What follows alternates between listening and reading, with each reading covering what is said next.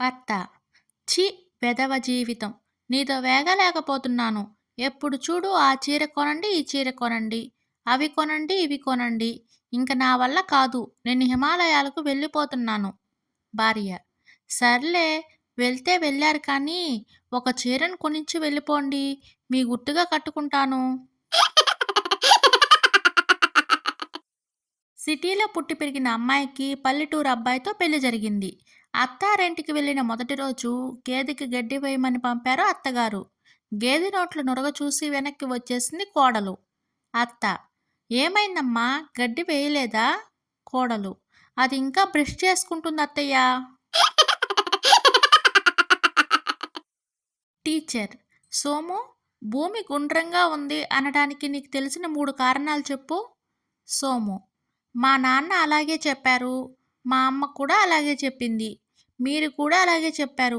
ఓకేనా టీచర్? వాణి. రమ, నేను పెట్టిన పోస్ట్‌కి ఇన్‌స్టా, ఫేస్‌బుక్‌లో తెల్లారేసరికి వేల కామెంట్స్ వచ్చాయి తెలుసా? రమ. ఇంతకీ నువ్వు ఏ పోస్ట్ పెట్టావు? వాణి. నిద్ర రావడం లేదు అని పోస్ట్ పెట్టి పడుకున్నాను. రాత్రంతా చాలామంది అబ్బాయిలు రకరకాల టిప్స్ చెప్తూ ఉన్నారు. టీచర్. అరే చింటూ, పాలను ఎలా శుద్ధి చేస్తారు? చింటూ.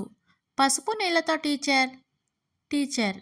పసుపు నీళ్ళతో చేయడం ఏంట్రా? చింటూ.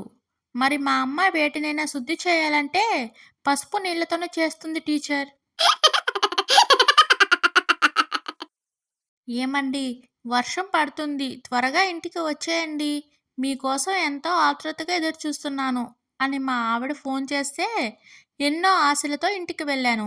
తీరా వెళ్ళాక షాప్కి వెళ్ళి పాల ప్యాకెట్టు, కూరగాయలు తీసుకురమ్మంది భయ్యా.